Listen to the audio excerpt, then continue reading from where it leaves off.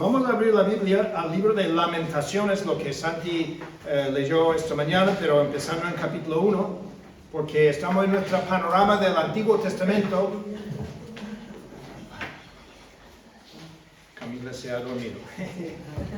Y vamos a Lamentaciones, es el libro después de Jeremías, ¿vale? Después de los Salmos, Proverbios, Eclesiastés, Cantares, Isaías, Jeremías y luego Lamentaciones. Ahí es donde estamos, es el mensaje número 22 en nuestro panorama del Antiguo Testamento. Ya vemos en la pared los carteles que hemos terminado los libros históricos, poéticos, y ahora estamos en el tercer libro. A ver, recordándonos que hemos cubierto los libros históricos aquí, los poéticos aquí, y estamos en los proféticos. Y estamos en la última división, esos 17, y estamos hoy en Lamentaciones, que es el tercer libro profético. Lamentaciones es el tercer libro profético, y recordad que es un libro poético, es parte de la literatura, lo que se llama sapiencial, o de sabiduría y poesía. Pero, como se escribió por Jeremías, se pone con el libro de Jeremías, y en los rollos antiguos de los judíos, cuando se hicieron un rollo, pues ponían Lamentaciones con Jeremías. Entonces sale en nuestra Biblia justo después, bueno, en nuestra Biblia, la Biblia católica, la copta, la ortodoxa, todas salen después de Jeremías. Entonces, se trata del lamento, el lamento por el fin del reino de Judá, la destrucción final de Jerusalén y la tercera deportación a Babilonia. Y podría haber sido escrito en el año 586 a.C., es el siglo 6 a.C. Ese fue el año que Jerusalén fue destruido, pero no sabemos si Jeremías lo escribió en ese momento, aunque algunas de las cosas que tiene parece ser hablando de cosas que en el presente estaban sucediendo, pero luego hay otros que él habla en el pasado, y posiblemente cuando secuestraron a Jeremías para llevarle a Egipto, el pueblo, porque no querían someterse a Nabucodonosor, el rey de Babilonia, entonces se huyeron a Egipto y llevaron a Jeremías.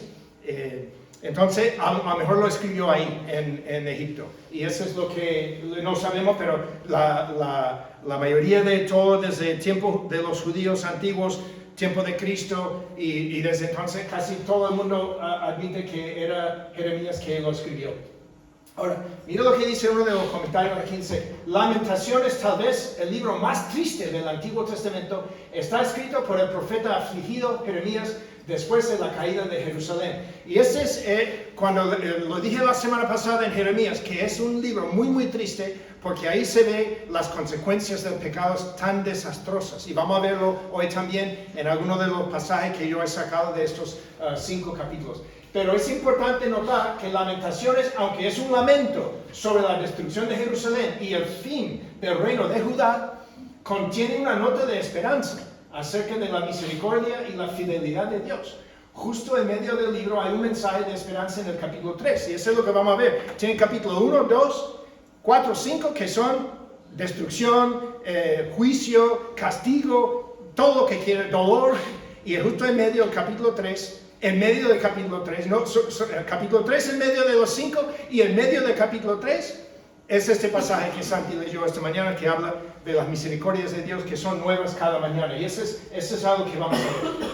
Ahora, hay cierta semejanza entre Lamentaciones y el libro de Job. Recuerda cuando hicimos el libro de Job. Job sufrió un montón de cosas, y su argumento era: ¿por qué estoy sufriendo todo eso? Yo no he hecho nada malo. Y Job, ellos los dos tratan el tema del sufrimiento, pero la diferencia es que mientras en Job el dilema es el problema del sufrimiento del inocente. Job era inocente, era bueno y sufrió, pero en Lamentaciones es el sufrimiento, el juicio merecido al que ha desobedecido repetidas veces. Y en este caso la nación del pueblo judío, que es representada por el reino sureño de Judá, y es lo último que queda después de más de 8 siglos de poseer la tierra prometida. Cuando Moisés salió de Egipto en el Éxodo, llevó la gente a la tierra prometida, pero no pudo entrar por su desobediencia a Dios en el desierto, y era Josué que metió la gente en la tierra prometida, 1405 a.C. Y de ahí hasta 586, Israel como nación estaba en la tierra prometida, aunque ellos siempre desobedecieron, 8 siglos desobedeciendo. Y cuando murió Salomón, el tercer rey, después de Saúl, David, Salomón.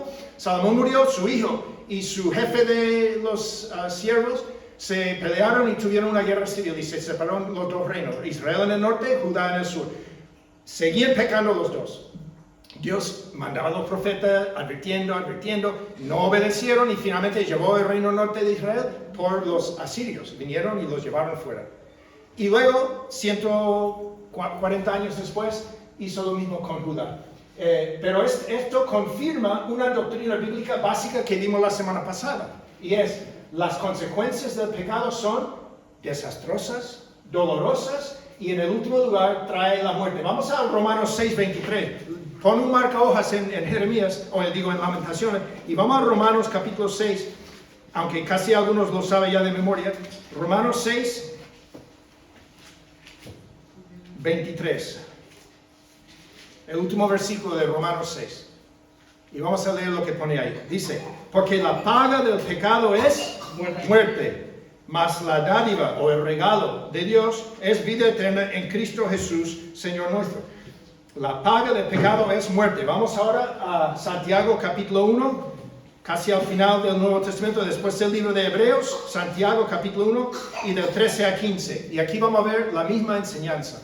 Y ese para hacernos ver que desde el Antiguo Testamento hasta el Nuevo, siempre Dios va enseñando los mismos principios y conceptos sobre el pecado, sobre la salvación, etc. Todo está ahí, no hay ninguna contradicción. Pero Santiago 1, versículo 13. Santiago 1, versículo 13, y dice así. Cuando alguno es tentado, no diga que es tentado de parte de Dios, porque Dios no puede ser tentado por el mal, ni Él tienta a nadie, sino que cada uno es tentado cuando de su propia concupiscencia, su propia lujuria, su propio deseo, dice, es atraído y seducido. Entonces, la concupiscencia, después que ha concebido, da a luz el pecado, y el pecado, siendo consumado, da a luz la muerte. Otra vez, el pecado lleva a la muerte, el pecado lleva a la muerte. Entonces, esta es una doctrina bíblica básica, que el pecado tiene consecuencias desastrosas, dolorosas, y siempre llega al final a la muerte. Ahora, vamos a dividir el libro y vamos a entrar ahora en el tema de capítulo por capítulo. Lamentaciones se divide en 5 partes, aquí cada capítulo, pero capítulo 1 es el lamento de Jerusalén como si fuera una persona, es lo que se llama en el lenguaje poético, lenguaje figurado, una personificación. La ciudad de Jerusalén habla como si fuera una persona, y vamos a ver algunos, no vamos a leer cada capítulo entero, pero he sacado versículos clave. Capítulo 2 es el lamento de Jeremías por ver la destrucción que cae sobre la ciudad y cómo la ira de Dios cae sobre ellos por su desobediencia. Capítulo 3, el lamento de Jeremías y luego la esperanza en Dios que él menciona. Capítulo 4, el lamento de Jeremías por la destrucción, otra vez. Capítulo 5, el lamento de la nación por las consecuencias de su pecado. Entonces, capítulo 1 es el lamento de la ciudad por el duelo y dolor que tiene. Vamos a ver en varios versículos, habla del dolor. Luego el lamento de Jeremías, esto es Jerusalén, la ciudad, es personal. Jeremías, la causa de su dolor. Capítulo 3, el lamento de Jeremías es personal, pero con la esperanza que él aguarda. Capítulo 4, el lamento de Jeremías, personal otra vez, con la descripción de cómo fue la destrucción. Ahí dice que las madres cosieron a sus hijos para comer porque el sitio de la ciudad duró 16 meses y no había ni comida ni agua, y al final la gente estaba tan desesperada, dice que las madres cosieron y comieron sus propios hijos. Es horroroso. Y luego, capítulo 5, el lamento de la nación. Ya no es personal, ya es nacional, y hay una oración al final reconociendo su pecado. Pero todo esto lo recoge Jeremías como un, pues no sé, como un lamento, como una endecha, ¿no? Una endecha es la palabra, ¿no? Una endecha, que lo que cantan o lo que dicen en un funeral. Ahora, vamos a capítulo 1. He puesto aquí los versículos clave con algunos elipsis para no tener que leerlo entero, pero si quiere ir a capítulo 1, vamos a leer versículo 1 y luego versículos 7, 8, 9, pero cuando pone A o C o B, está hablando de la porción del versículo que es el primero, el segundo, el tercero. Entonces, mira lo que dice Lamentaciones capítulo 1. ¿Cómo ha quedado sola, qué? La ciudad populosa. Está hablando de Jerusalén. ¿Cómo ha quedado sola la ciudad populosa? La grande entre las naciones se ha vuelto como viuda. La señora de provincias ha sido hecha tributaria. Y luego, versículo 7, la primera parte. Jerusalén, cuando cayó su pueblo en mano del enemigo y no hubo quien la ayudase. Se acordó de los días de su aflicción y de sus rebeliones. Ahí está hablando de reconocer su pecado. Luego en versículo 8, la primera parte. Pecado cometió Jerusalén, por lo cual ella ha sido removida. Capítulo 9 y la tercera parte dice, mira, ese es cuando ya habla Jerusalén como si fuera una persona. Dice, mira, oh Señor, mi aflicción, porque el enemigo se ha engrandecido. Luego versículo 11, la tercera parte, mira, oh Señor, y ve que estoy abatida, porque la ciudad es femenina, dice, estoy abatida. Y dice, no os conmueve a cuantos pasáis por el camino, mirad y ved si hay dolor como mi dolor, que me ha venido, porque el Señor me ha angustiado en el día de su ardiente furor. ¿Ven que habla del dolor como yo dije que sería? Desde lo alto, versículo 13, desde lo alto envió fuego que consume mis huesos, ha extendido red a mis pies, me volvió atrás, me dejó desolada y con dolor todo el día. Aquí habla, capítulo 1, del dolor. La causa era el pecado, pero trajo dolor a la ciudad y ella habla como si fuera una persona. Y eso es lo que he puesto aquí resumido. Y lo que está en amarillo, la ciudad populosa, Jerusalén, Jerusalén, pecado cometió Jerusalén. Ella ha sido removida. Mira, oh Señor, mi aflicción. Mira, oh Señor, y ve que estoy abatida. Mirad y ved si hay dolor como el dolor que me ha venido. Porque el Señor me ha angustiado en el día de su ardiente furor. Me dejó desolada, con dolor todo el día. Está hablando de la ciudad como si fuera una persona quejándose de lo que le ha venido encima, culpa de su pecado. Vamos a seguir, capítulo 2. Este es cuando empieza ya el lamento personal de Jeremías. Dice, versículo 1 al 5. Si quiere ver capítulo 2, fíjate, lo he puesto aquí en rojo, la cosa que Jeremías observó, pero dice, ¿cómo oscureció el Señor en su furor a la hija de Sión? Derribó del cielo a la tierra la hermosura de Israel y no se acordó del estrado de sus pies en el día de su furor. Destruyó el Señor y no perdonó. Destruyó en su furor todas las tiendas de Jacob. Echó por tierra las fortalezas de la hija de Judá. Humilló al reino y sus príncipes. Cortó con el ardor de su ira todo el poderío de Israel. Retiró de él su diestra frente al enemigo. Se encendió en Jacob como llama de fuego que ha devorado alrededor. Entesó su arco como enemigo. Afirmó su mano derecha como adversario y destruyó cuanto era hermoso.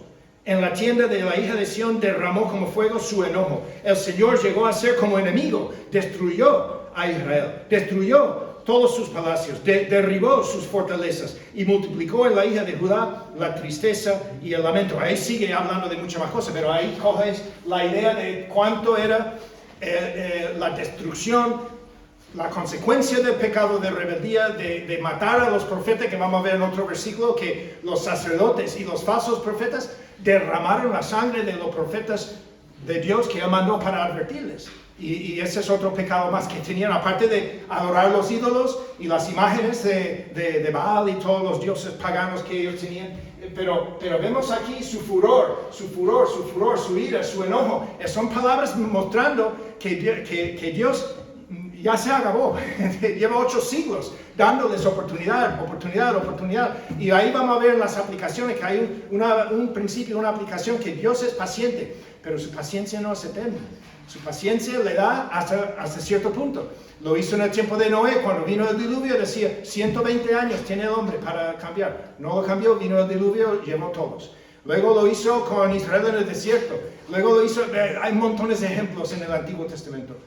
Y vamos a ver en el Nuevo también, porque recuerda, siempre está todo relacionado, no hay nada que está ahí. Pero capítulo 2, esto. Y luego ahora otra vez en capítulo 2, versículo 11 y 17, aquí ya vemos a Jeremías hablando de su propio dolor. Versículo 11, mis ojos desfallecieron de lágrimas Se conmovieron mis entrañas, mi hígado se derramó por tierra a causa del quebrantamiento de la hija de mi pueblo, cuando desfallecía el niño y el que mamaba en las plazas de la ciudad. Luego versículo 17 dice, el Señor ha hecho lo que tenía determinado, ha cumplido su palabra, la cual Él había mandado desde tiempo antiguo, destruyó y no perdonó.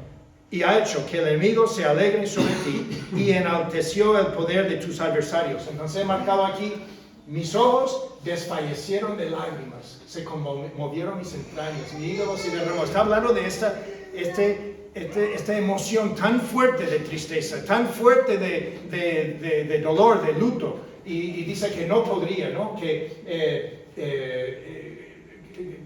cuando desfallecía el niño que mamaba, era un niño chico y los demás, y todo lo que vamos a ver incluso en otras partes.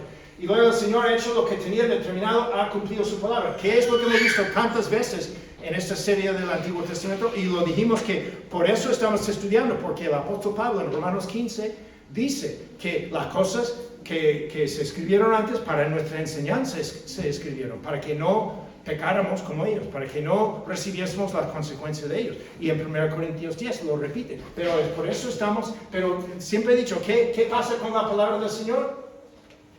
Se cumple. La palabra ha cumplido su palabra. El Señor siempre cumple su palabra. A veces tarda, porque es paciente. No quiere que nadie perezca. Y eso es lo que vamos a ver también. El Señor no quiere juzgar y castigar. Por eso da tantos avisos y dice, cambia tu camino.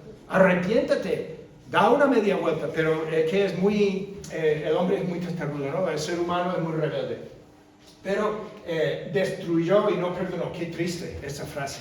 Después de 8 siglos, decir, destruyó y no perdonó. Yo no quisiera ver eso pasar a nadie. Bueno, a alguien malo quizás como Putin o Hitler o gente así, ¿no? Pero no quisiera verlo algo así pasar a cualquier persona que tendría que estar en el juicio final delante de Dios y no va a perdonar porque la persona rechazó a Cristo. Y si Cristo no pagó, vamos a decir, la multa del pecado por esa persona, la persona tiene que pagar su propia consecuencia, su propia multa. Y es por eso que el Evangelio es tan importante, comprenderlo y recibir a Cristo como Salvador. Ahora, capítulo 3. Esta es la parte sí donde hay una nota de esperanza. Pero antes, vamos a ver el lamento de Jeremías. Y él dice, versículo 1 de capítulo 3. Yo soy el hombre que ha visto aflicción bajo el látigo de su enojo. Y luego versículo 8 dice, aún cuando clamé y di voces, cerró los oídos a mi oración. Luego versículos 17 y 18. Y mi alma se alejó de la paz, me olvidé del bien y dije, perecieron mis fuerzas y mi esperanza en el Señor. Entonces, vemos a Jeremías lamentando cada vez, bueno, entre medio hay mucho más, pero que he escogido estos 3. Yo soy el hombre que ha visto aflicción, cuando clamé y di voces, Dios cerró los oídos a mi oración, mi alma se alejó de la paz, me olvidé del bien, perecieron mis fuerzas y mi esperanza. Eso es lo que pasa cuando alguien, no que Jeremías estaba sufriendo las consecuencias, no de su pecado, sino del pecado de la nación. Pero aun cuando él estaba viendo las consecuencias del pecado, le afecta a él. Y él estaba intercediendo por la ciudad, intercediendo por la nación de Israel. Y ya no había vuelta atrás. Y si lee los últimos capítulos, creo que es de 31 y 32 de Segunda de Reyes y luego 32 o 33 y 34 de Segunda de Crónicas, habla de esa cosa. En el tiempo de Jeremías, los últimos reyes de Judá y lo que pasó. Y ahí en cada último capítulo también habla de la destrucción de Jerusalén. Pero él está así. Y ahora vamos a llegar a lo que es ese punto de esperanza en medio de todo.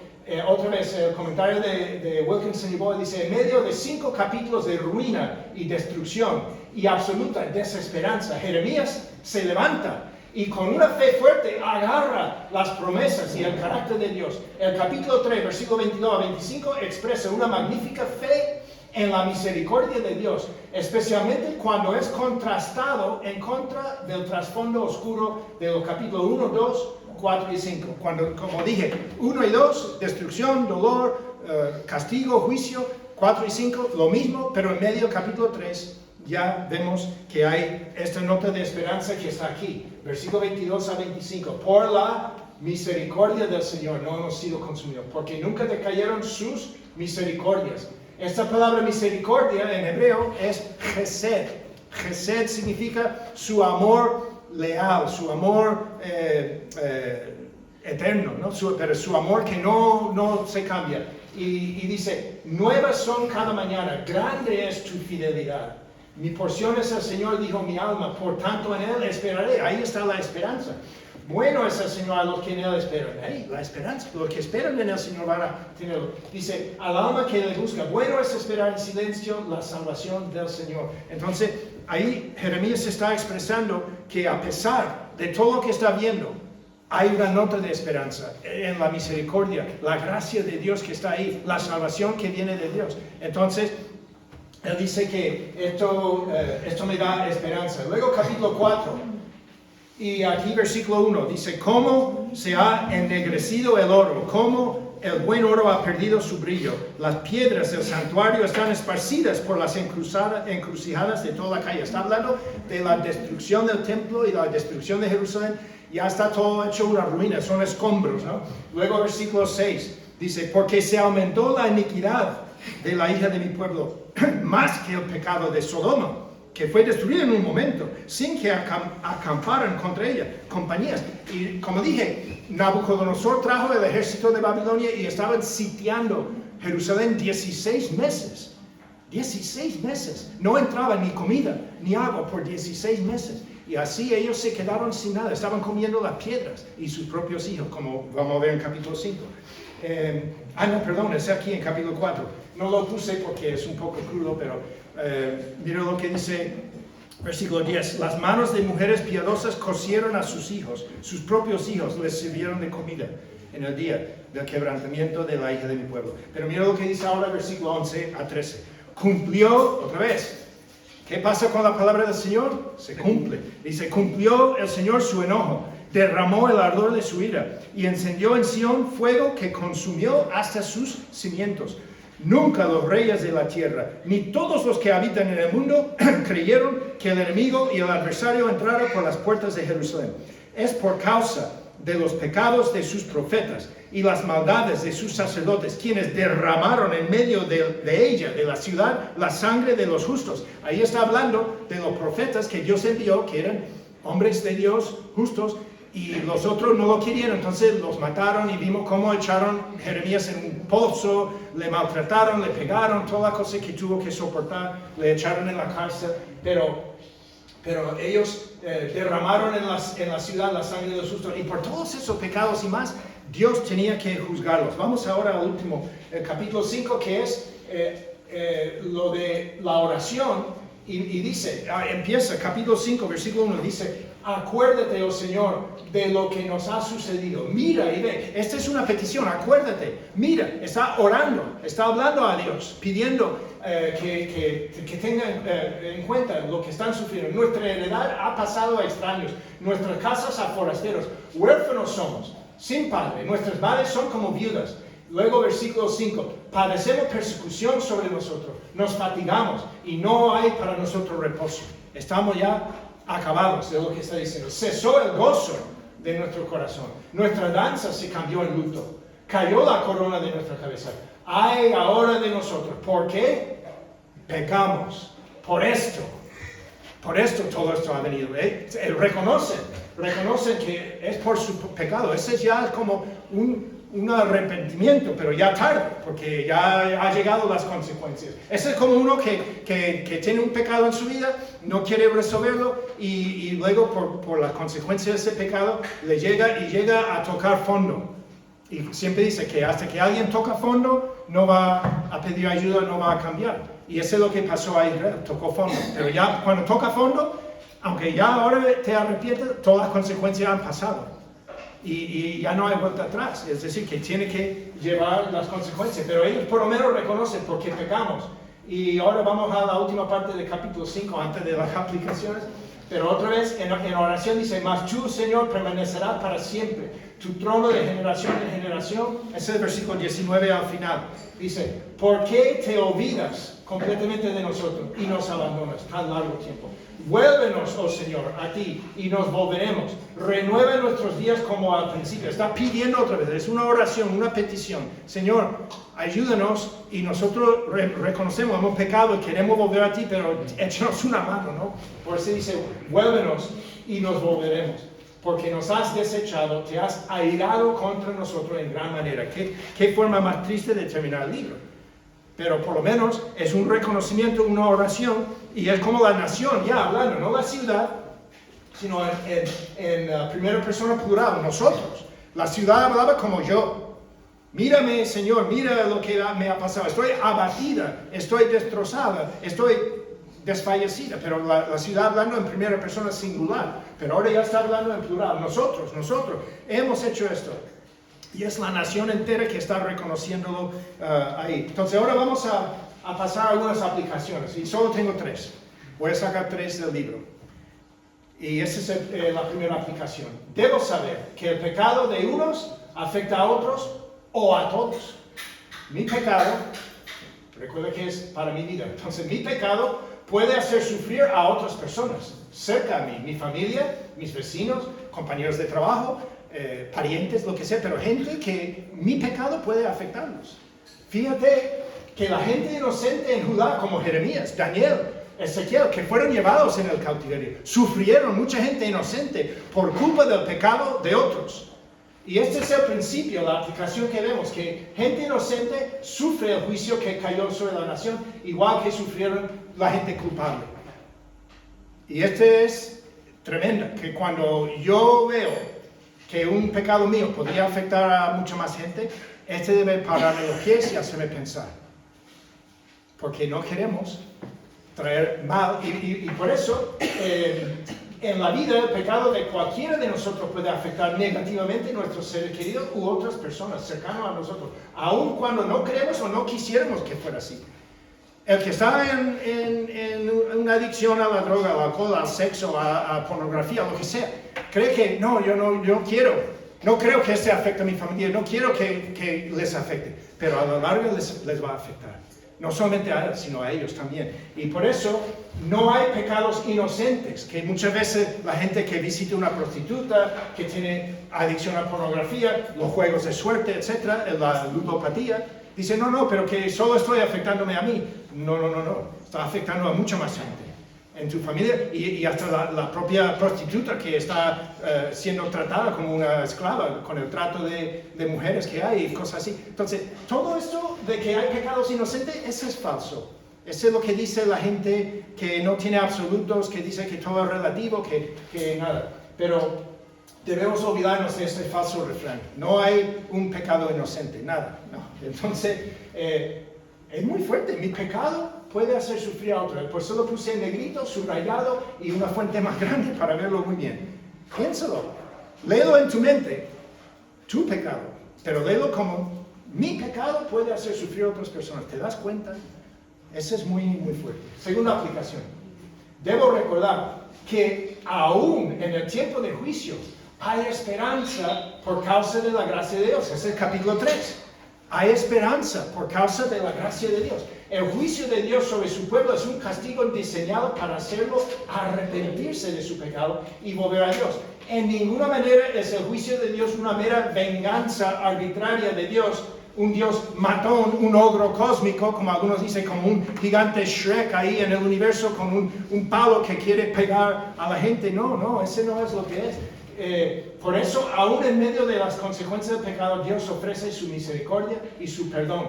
Y Él, aquí está el versículo, lo que leyó Santi esta mañana. Por la misericordia del Señor no hemos sido consumidos, porque nunca decayeron sus misericordias. Nuevas son cada mañana. Grande es tu fidelidad, Señor. Esto es la gracia de Dios en medio del pecado. Porque lo más fácil sería que Dios no extendiera más gracias. Simplemente decir, no, ya está.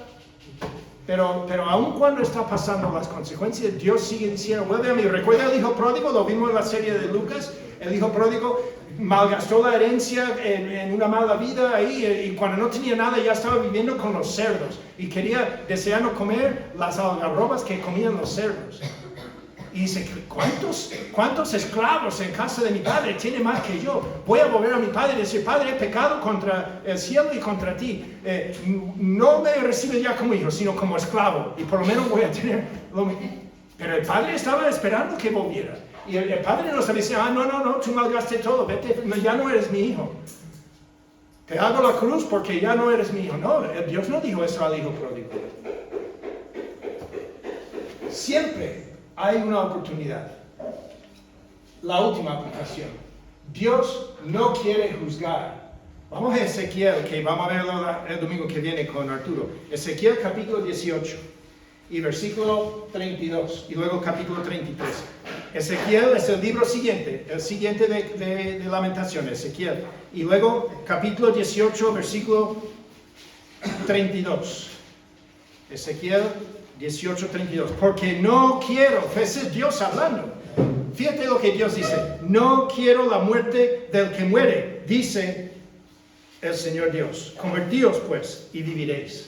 No quiero la muerte del que muere, no lo quiero. Capítulo 33, versículo 11.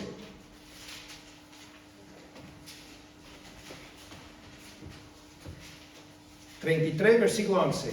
Otra vez, Dios está hablando. Y está diciendo lo que Ezequiel tiene que decir a los judíos que están en Babilonia. Dice, diles, vivo yo, dice el Señor Dios, que no quiero la muerte del impío, sino que se vuelva el impío de su camino y que viva. Volveos de vuestros malos caminos. ¿Por qué moriréis, oh casa de Israel? Se está diciendo que Dios no quiere.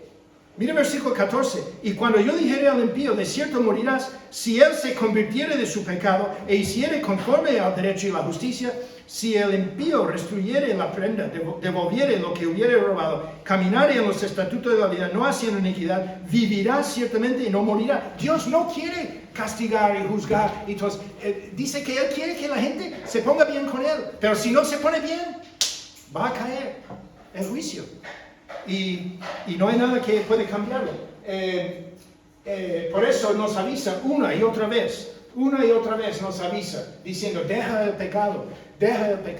Y si tuvieras tiempo de leer desde Éxodo, capítulo 3, cuando Dios habla con Moisés en la zarza que arde, desde ahí está diciendo a Israel, deja las cosas de Egipto, deja las cosas del mundo, deja el pecado y ven conmigo a la tierra prometida, ven conmigo a lo que yo quiero darte, ven a la bendición que Israel seguía. Bueno, su paciencia no es eterna, lo dijo antes. Llegará el día de juicio para todo ser humano. Mira lo que dice 2 de Pedro 3:9, no tienen que buscar porque está aquí. El Señor no retarda su promesa según algunos la tienen por tardanza, sino que es paciente para con nosotros, no queriendo que ninguno perezca, sino que todos procedan al arrepentimiento para evitar. Y el ejemplo de eso vamos a ver cuando llegamos al libro de Jonás. Jonás que predicó a Nínive. Y no quería porque sabía, vamos a verlo en Jonás, que Santi va a traerlo en un par de semanas, cuando lleguemos ahí a Jonás. Pero Jonás decía a Dios, no quería ir porque yo sé que tú eres Dios misericordioso y que cuando esa gente se arrepintiera no iba a juzgarlos. Jonás era un poco racista, era en contra de los asirios en Nínive y él como judío dije, no, yo quiero ver la destrucción de Dios porque Dios le dio el mensaje. De aquí a 40 días se aniquila la ciudad de Nínive, se aniquila. Y Jonás estaba ahí predicando, mira, se aniquila. Pero el rey de Nínive dijo a la gente, madre mía, vamos a arrepentirnos, quizás Dios nos perdonará. Se pusieron silicio y cenizas y todo por un mes estaban ahí en luto y en arrepentimiento. Y Dios paró el juicio porque se arrepintieron.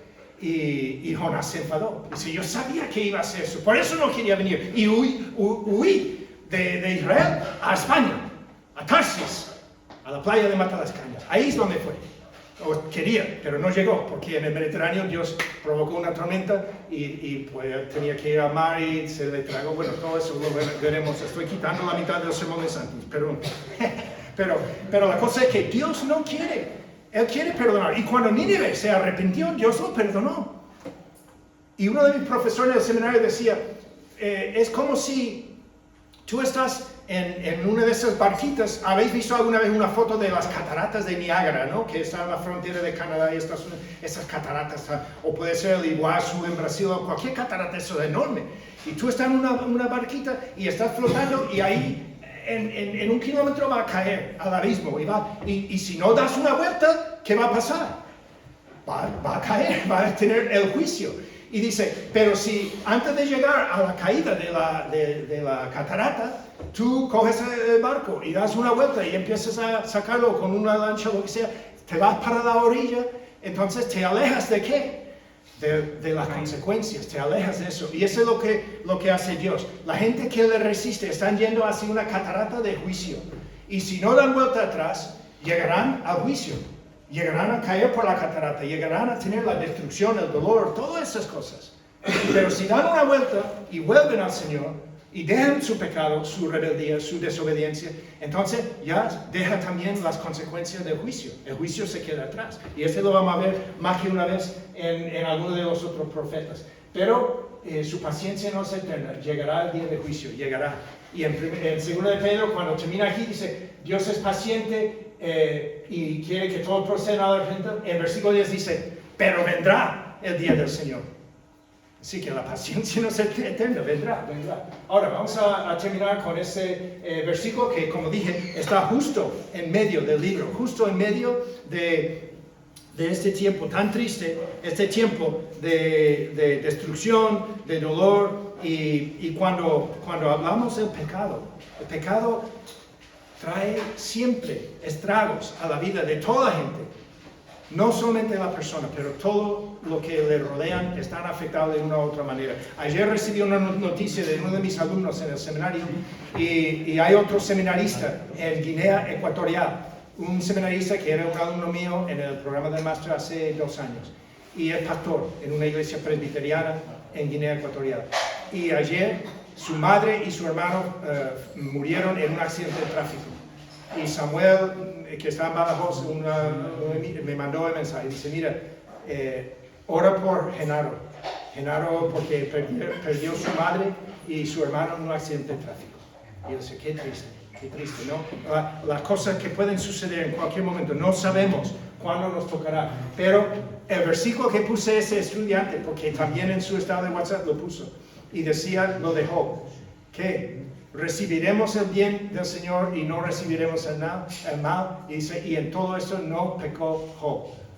Y ese es lo que puso el versículo de Genaro, y una foto de su madre diciendo, mamá, ya estás con el Señor.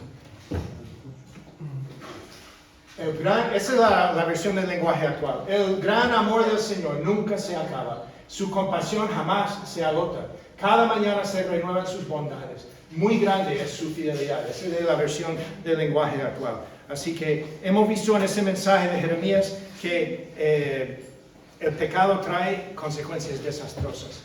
Tenemos que tomar en cuenta las advertencias que Dios nos da y tenemos que ponernos bajo la protección de Cristo, bajo la sangre del Señor, que es la única forma de evitar un juicio propio para nosotros. Así que oremos y vamos a pasar al tiempo de los anuncios y el resto del culto. Querido Padre Celestial, queremos darte gracias, Señor, por lo que hemos visto hoy en este libro de Lamentaciones, un libro tan triste que tu siervo Jeremías escribió hace 2500 años y pico. Gracias, Padre, por lo que aprendemos de este libro. Gracias porque aprendemos que tú eres un Dios de juzgar el pecado y la maldad, pero no quieres hacerlo si estamos dispuestos a volver a ti. Y Padre, te damos gracias que tú eres un Dios de misericordia y de gracia y de bondad y de perdón cuando alguien da la vuelta y vuelve a ti y deja atrás el pecado. Ayúdanos, Señor, a reflexionar sobre este mensaje. Ayúdanos también a seguir de cerca a tu Hijo Jesús, para que los estragos y las consecuencias del pecado no nos afecten, que no surgen en nuestra vida, en nuestro corazón, como dijo Santiago, y luego da a luz el pecado, y el pecado lleva a la muerte, a la separación. Y no queremos esto, Señor. Ayúdanos, Padre, te lo pedimos en el nombre de tu Hijo Jesucristo. Amén. Amén.